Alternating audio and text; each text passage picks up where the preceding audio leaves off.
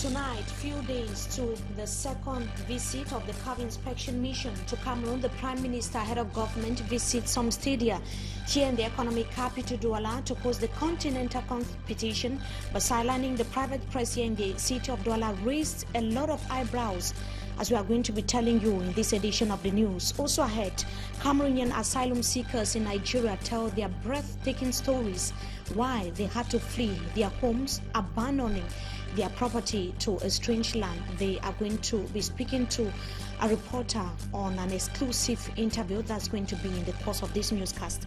And in the second part of this newscast as well, we are going to be talking about the Cameroon Business Forum that took place here in the economic capital Douala, chaired by the Prime Minister, head of government.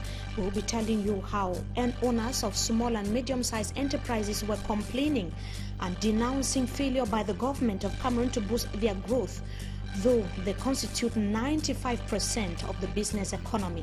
Those are headlines. Stay with us. We shall be right back.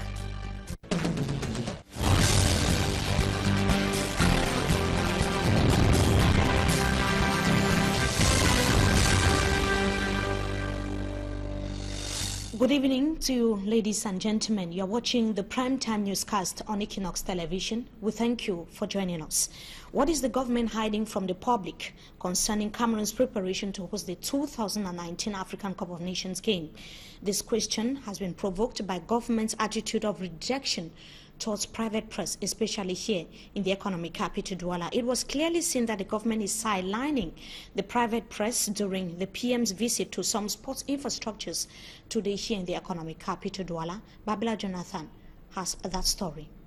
Private media reporters are barred from covering Prime Minister Philemon Iyang's visit to some sporting infrastructures in Cameroon's economic capital Douala.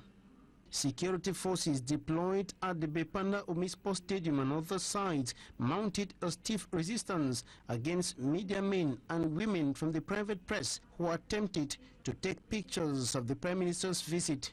Some were threatened and forced to go away even before the arrival of the Prime Minister.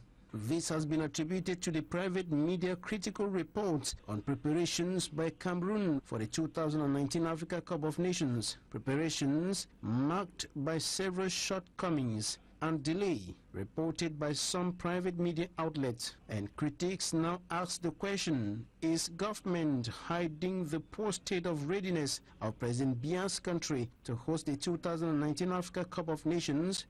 In the meantime, a delegation of the Confederation of African Football will be in Cameroon for the second time from the 19th to the 24th of March 2018 to inspect infrastructures, to host encounters, players, team and other football officials and visitors during the 2019 Africa Cup of Nations. And it should be noted that works at the Japuma Sports Complex here in the economic capital Douala, according to facts and figures, are just 30% gone, few months to the 2019 AFCON Games to be hosted by Cameroon. The contractors at the site have, however, assured that the project will be due before the continental competition in 2019.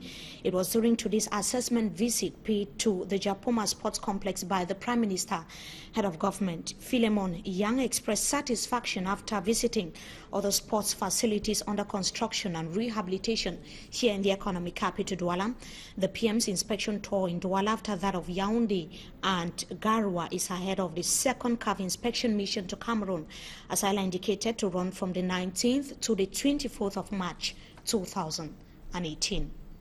We continue with news here in the economic capital Douala. The management of the Hygiene and Sanitation Company, known in its French acronym as ISACAM, has promised to pay 1 month's salary of its personnel that went on rampage. That was yesterday here in the city of Douala.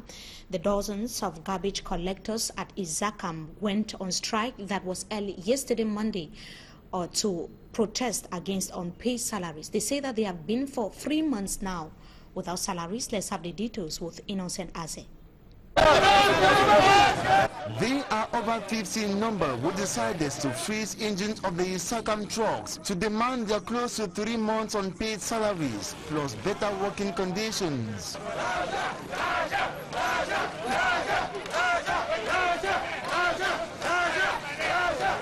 It will go for 3 months. I don't feel like. On a voyé moi la banque à l'opéra comme regardez-moi.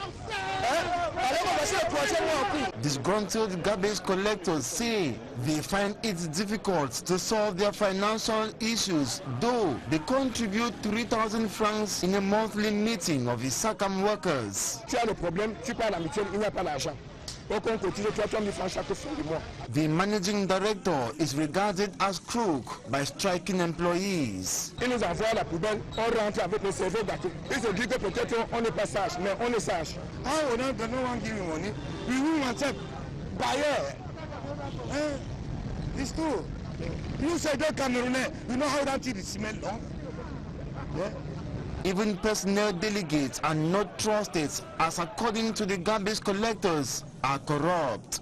They function at the detriment of those they are supposed to protect. While they gathered around the SACAM premises agitating, loyal workers steamed the engine of one of the garbage trucks to go working, but they were blocked.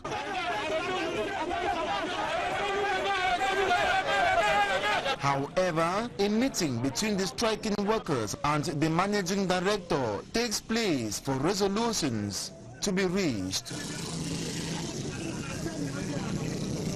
Like I said earlier, after the meeting between the striking workers at Izakam and the management, after the meeting, the workers returned to work. That was this Tuesday, after the management promised to pay at least 1 month of the salary owed them in the coming days, and we of course will be keeping you updated as soon as we are informed.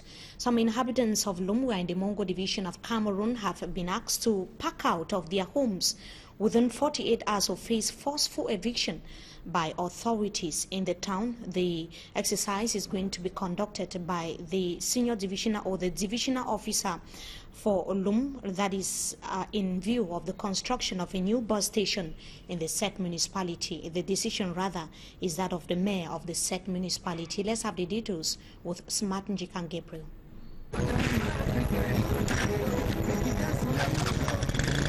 It is very normal to meet with traffic congestion at Kaofusu Mangie and Tombel respectively due to the haphazard parking of vehicles either to drop or pick up a passenger.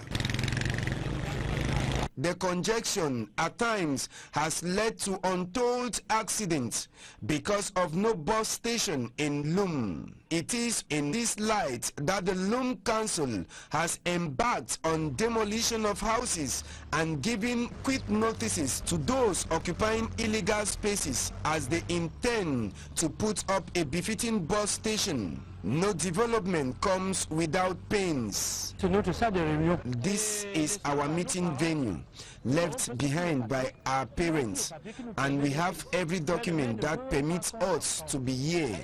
But the mayor doesn't want any understanding. Instead, he is giving us 48 hours to quit. We know that we can't stand against him, but we have our rights. While others watch at the exercise being done by the mayor of Lum Council, Kiategi Wambo, in contemplation of their next destination, some of the inhabitants say it is a welcome move to create a bus station.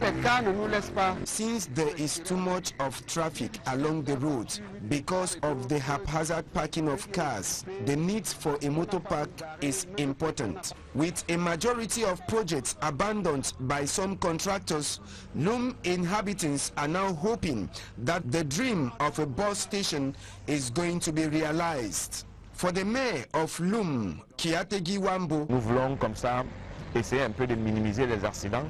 We want to minimize the rate of accidents that occur along the roadside. We have had several meetings and had informed everyone that the area wasn't for any sort of construction. It is also an opportunity for us to tell all those who have bought or constructed houses in the Lum Forest Reserve that they are doing so at their own risk. Everything being equal, the contractors of the new Lum bus station are expected to commence work by the end of the week. And a plantation of marijuana discovered and destroyed by security forces in Fumban, Nun division of the Western region of Cameroon. The forces of law and order discovered the plantation located at Masaga after they were alerted. The cultivators, as Manjikan Gabriel tells us once again, the following report are at large. His report. In the heart of a forest lies an Indian hemp plantation that is waiting for it to be harvested and sent to the market for it to be consumed. The task of capturing the exploiters of the Indian herbs, whether alive or dead, was that to be done by Captain Jabba Idrisu of the Fumban Gendarmerie Brigade. But 2 weeks later, no single soul was found at the site. To stop the onward transportation of the dangerous herbs from reaching the possible consumers, the state prosecutor, the gendarmerie commander, and his colleague took time off to destroy the plantation. Due to the tip-off that led to the discovery of the Indian herbs plantation, the head of the National Gendarmerie in Nun is urging the population to help the forces of law and order in the fight against criminality in the entire division. And on to something else, we take you now to the northwest region of Cameroon to talk about the need for the population to collaborate with security forces. That has been one of the key messages dished out to the entire population of the northwest and the southwest regions of Cameroon during official ceremonies. The message was again re-echoed as the commander of the 51st Support Battalion for Kumbo in the Bui division of the northwest region of Cameroon was being installed into his functions. He was installed by the colonel under the auspices of the senior divisional officer for Bui, Emil Amo, during a ceremony that took place yesterday in that part of Cameroon. It should be noted that it was an opportunity for the senior divisional officer for Bui division as well as the newly installed commander of the 51st Support Battalion for Kumbo to reiterate the need for the population to collaborate with forces of law and order, indicating that they are there to secure the entire population. Let's now have the excerpts of the senior divisional officer for Bui division and the new commander of the 51st Support Battalion that was speaking respectively to our Kumbo-based correspondent, Chris Confon. We are therefore expecting more collaboration from the population. And at the same time, we are appealing the vigilante group to work hand in hand with our forces of law and order in order to bring peace, in order to maintain peace and order in the entire division of Bui. The population should not be afraid. The forces of law and order have been sent here to work and protect them, to secure their property. If they see a strange face in a village, in a quarter, they should refer to administrative authority, forces of law and order, in order to catch the man and open investigation. That's the insurance I want to give to our population. We are working to maintain peace and order in the entire division, and you can see yourself that there's calm. I think the population, they have started to understand that the presence of the force of law and order here in Bui, in Kumbo in particular, is to give them more insurance, is to assure them that there is state here and that the force of law and order are working to preserve their security. I have to thank the population in Bui because they are not giving themselves for this trouble, for this killing where it's more than the other division. And so that I ask them to continue to collaborate with army, with soldiers, so that we will live together and we will look in the one direction in Congo. And I ask them to not be afraid when they saw the army coming nearly them, make they follow him. Because if you see the army, and you run away, that means you are safe. You are report yourself for something. You have to go and remain with him, drink something, speak, and you ask them that whether a stranger enter for the Mbui division, may they come and tell you.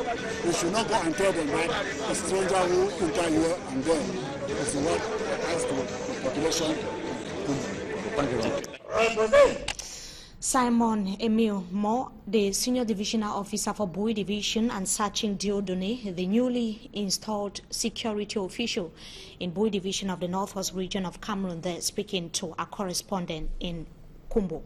Kam is still to return to Nguti subdivision in Kupe Maningoba of the Southwest Region of Cameroon following the gun battle between security forces and some armed civilians in the early hours of this morning.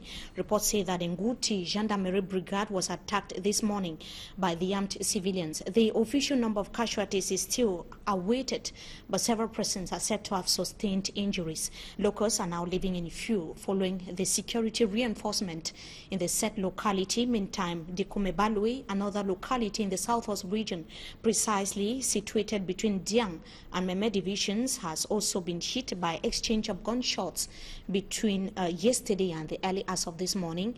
And talking about the security situation in the two Anglophone regions of Cameroon, that is exactly why there are several Cameroonians now seeking asylum in neighboring Nigeria. The asylum seekers in Nigeria from Cameroon are going to be telling their stories in a special package that is going to be coming up in just few seconds from now. A good number have revealed that they escaped police brutality from Manu, division of the Southwest region of Cameroon, to neighboring Nigeria, as some of the civilians as well as their homes were being attacked. Amongst those seeking refuge in Nigeria are women, minors, the visually impaired, and even handicapped persons. Let's have the details with Derek Jato, who was in Nigeria recently. This is just a cross-section of Cameroonian refugees that are here in Amana, south of the southeast of the Federal Republic of Nigeria. Over here, most refugees here in Amana cross over from Akwaya subdivision. Southern Cameroonian refugees in Nigeria revealed for the first time to Equinox television what really made them to flee from Cameroon for safety in Nigeria. Initially, us in this area, really, we have not been seeing a replace. Yes. So one day we heard that our president here ordered that all the Beki villages, you will deal with them. Okay, then you will deal with them. Yes. So when we heard that news, not too long, not more than 3 days, helicopter started coming, started passing. And then we said, this news we heard can be true. Then we tried to resist, Some people started running during the helicopter. But some of us who say we want to see. Then the army came in. They came in shooting. They don't ask anything, they just came in shooting. So they killed so many people. While other ran away. Are you also? Yes, I found, because of some other. They entered Daji first. So that is where the mass killing was. At Daji. Then us at border we substitute to cross over.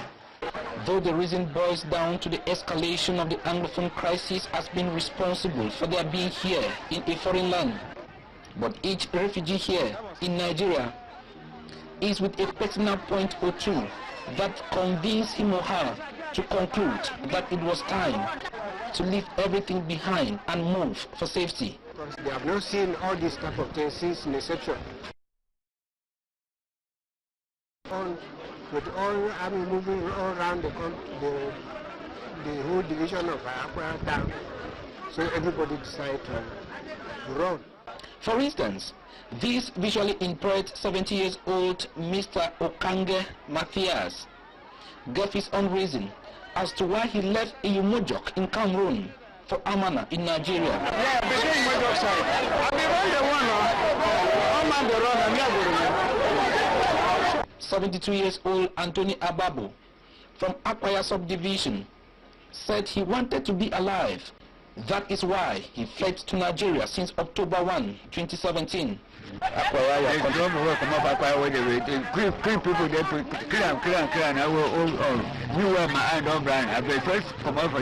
First October come out because I don't feel wrong. So I come over there because of the kill people for that way they were come out, so now I've been for work up to today. As I've been out for November, so if you know the punishment, the 6 months while they're outside. With fear and bad memories of their recent past still haunting them, these Southern Cameroonian refugees in Nigeria say they are having hard times here in this strange land. For the firewood, save, woman, they don't call firewood.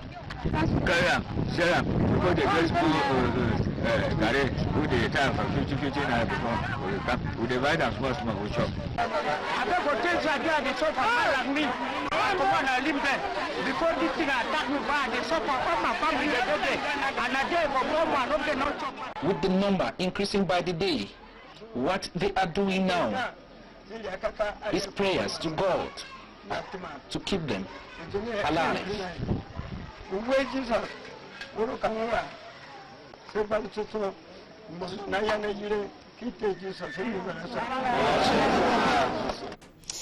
We revisit the story of Monique Kumateke, whose death and her twin babies provoked national and international outcry. That was an incident that happened here in the economic capital, Douala, in a public hospital. The living condition of the parents of the deceased Monique Kumateke has remained very deplorable despite the series of promises made by the government of Cameroon. The government, it should be noted, had promised to take care of the kids that Monique Kumateke left behind, but 2 years on, nothing has been done so far. Innocent Aze visited the residence of Monique Kumateke. He brought back the following report.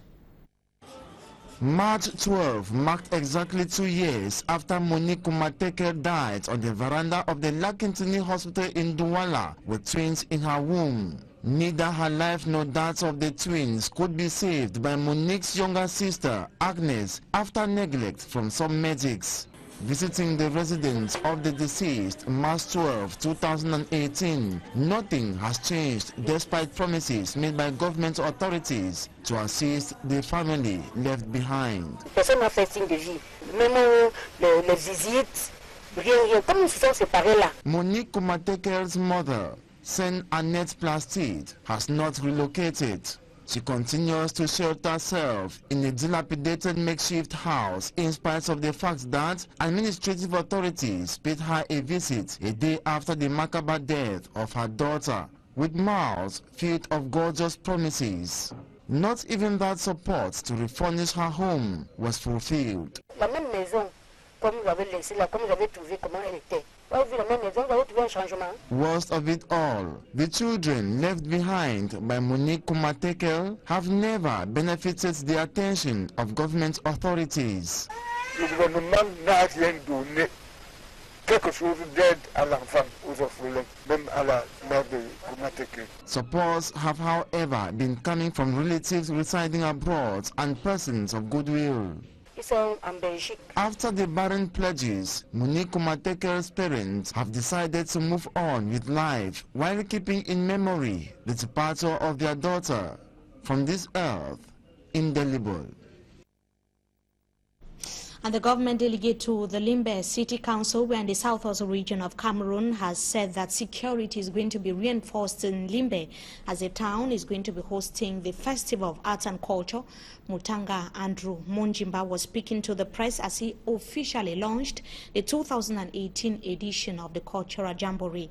The festival, as Davison Maimo tells us in the following report, is aimed at portraying the rich cultural heritage of the country. His report. The importance of our culture and tradition cannot be overemphasized. It is for this reason that the Limbe Festival of Art and Culture, dubbed Limbe Festac, in its 5th edition, has become an annual event and will run from the 7th to the 14th of April this year. It is only in Limbe Festac that you have Cameroon, and if not Africa, in one cultural event. That is to showcase our living together. Speaking to the press, the government delegates to Limbe City Council, vision bearer of the cultural jamboree, say this year's festivity is unique, pregnant with innovations, as it coincides with the 160th anniversary of the city of Victoria, now Limbe, since it was founded by Afreseka, the British missionary. I'm looking forward for other sponsors in town to join us, because we have to celebrate our thing. It's our culture. We need to revive our culture in all its facets. Taking place at a time of social unrest within the two Anglophone regions of what is known today as the Anglophone crisis, security is not an option. Security, as far as Sestak is concerned, is very, very important. And this is manned by the senior divisional officer of FACO himself. He is the chairperson of the security committee. No stone will be left unturned for the security of the inhabitants of Limbe, Camp Festak. The Limbe Festival of Art and Culture, Limbe Festak, has as objective to uphold, catapult, and pass on the culture of the 4 cultural zones in Cameroon to the younger generation for prosperity. And a brief note before we take you to the second part of this newscast, the government has announced the availability of public funds to finance the 2018 senatorial election in Cameroon, especially the campaign. The 9 political parties taking part in the 2018 senatorials have until the 16th of March, that is going to be this Friday, to submit details of their bank accounts for the deposit of the first part of the public funding. A release by the Minister of Territorial Administration, Paul Tanganji, states that the second part of the public funding would be disbursed after the proclamation of the senatorial election results as stipulated by the law in Cameroon. That is that for this first segment of the news. Up next is Talking Point. Stay with us.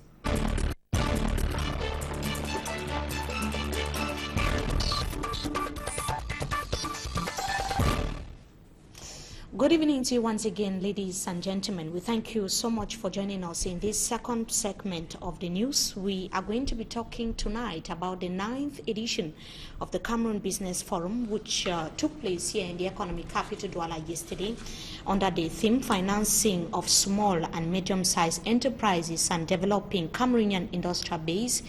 It is a public-private dialogue to improve the business climate in the country. Our guest tonight is an economist, Mr. Yoseba Kilian. Good evening to you. Thank you so much for joining us tonight on Talking Point.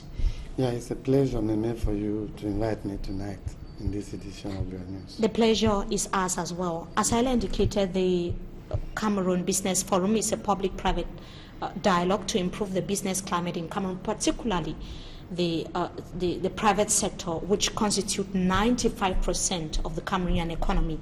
Now, the impression that owners of small and medium-sized enterprises have that they actually raised during the forum that took place in the economic capital Douala is that the capital place that they occupy in the Cameroonian society is not taken into consideration by the government of Cameroon. What do you have to say about that?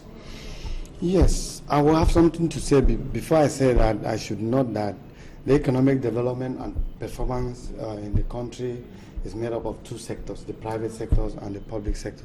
And of course, the private sector is represented by the government, and the private sector, the GCAM, which is an institution which has been licensed by the government itself as a partner of the private sector, as an interface with whom they can discuss and sometimes they can even contribute to the blueprint, economic blueprint of this country, even though they don't have the political powers to impose that, because they are not a country. They are simply an organ which has been licensed by the government as a partner.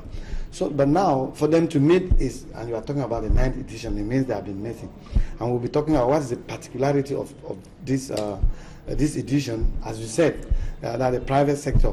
I don't think the problem is not that the private sector is not taken into consideration, and I want to make critics. They said that 95% of the economic wealth of the country is contributed by the private sector. No, I know we make this assertion because we fall into the error of the quantitative analysis of economic development from gross national product. But qualitatively, when you look at service provider, you will see the two partners, the two sectors, the public and the private.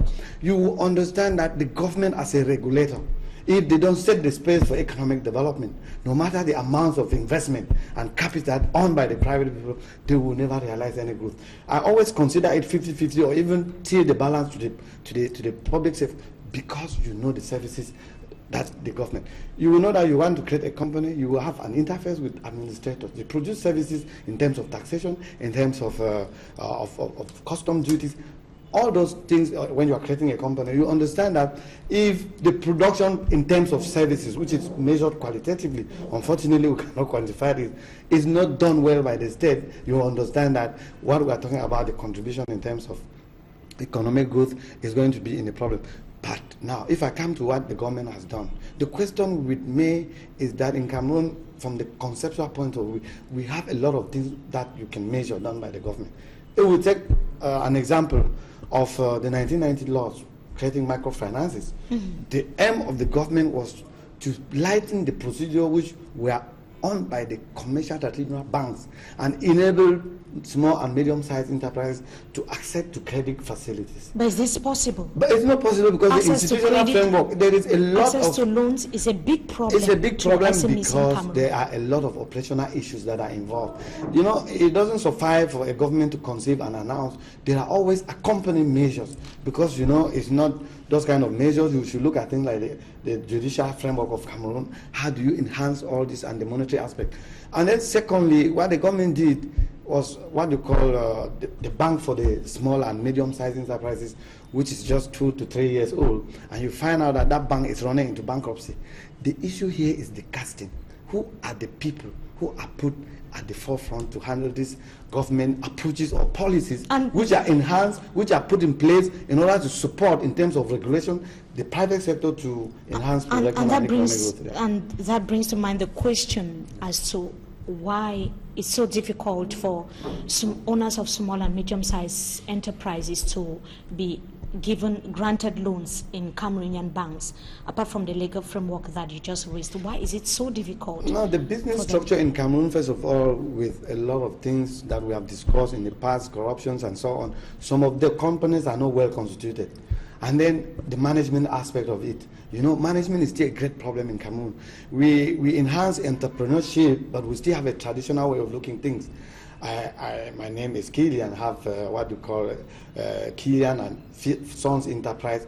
My problem is I can't roll this company into the stock exchange. I look at it as a family property that I will leave from heritage to heritage. The business environment in terms of management look at that as a risk.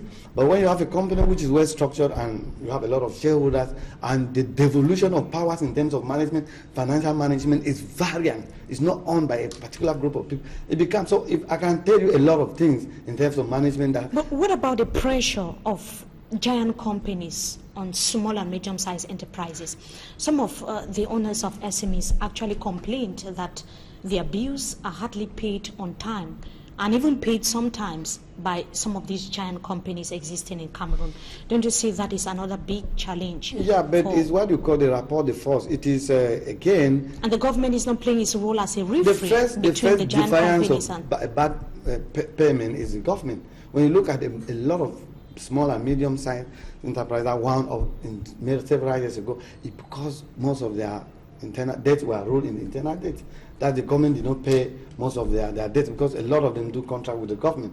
Now, but if there is disloyal competition, then it's again a problem of regulation. If I do a business, they have service providers to big companies and they don't pay them. They had a memorandum of understanding, they have signed contract in order to produce those services. Why do them? Then the legal framework has to come in to force those people to pay. Now the point is, again, do they not pay because there is a treasury problem? We understand that it is possible that most of those companies might be mismanaged and a lot of things happen. But what I think is that the most key important things for the small and medium-sized sector to be strong is that we should embrace modern entrepreneurship, whereby the structures, management structure of those companies are well set. In that case, they have policies on how to deal with third parties or other enterprises, and they can also call in the services of legal experts. When they have trouble, they can come in to help them. But the thing is that the cost of legal expert in Cameroon is very expensive. This is what maybe, I don't know, the Bar Council of Cameroon should look into it. Now, looking at government's responsibilities towards small and medium-sized enterprises in Cameroon, we know the government has been promising to finance the sector. The President of the Republic last December 2017 was equally talking about the funds that would be disbursed to finance the private sector in Cameroon, but 3 months on, nothing has so far been done. Don't you think that if the government could think about or ensure that these funds are disbursed to finance the private sector in Cameroon, things could change positively? I am not an advocate of a socialist approach where money, by taxpayers' money, is pumped to private sector to do so. It can happen, but I'm not an advocate. But the problem is for the government to put in regulations that inside commercial banks in Cameroon that are liquid, to put money, to give money at the disposal of the small and medium-sized enterprises. But when the government, and you already know that we're in a situation of governance that puts a problem of transparency in management of taxpayers' money, how do you think that we are not going to result into the same problem where people are in prison because of embezzlement? I think in terms of management, the government and have shown to us, I mean, sometimes the President of the Republic comes and cries out that the indicator of arresting people is because there is poor governance. I think the government should refrain from intervening directly into and create a situation whereby the private sector can auto-regulate itself so that there is loyal competitions among the partners, the corporate business, the giant industries and the small and medium companies. Don't forget that every of these economic actors, they have their target. There's no way the corporate business will go to a small man.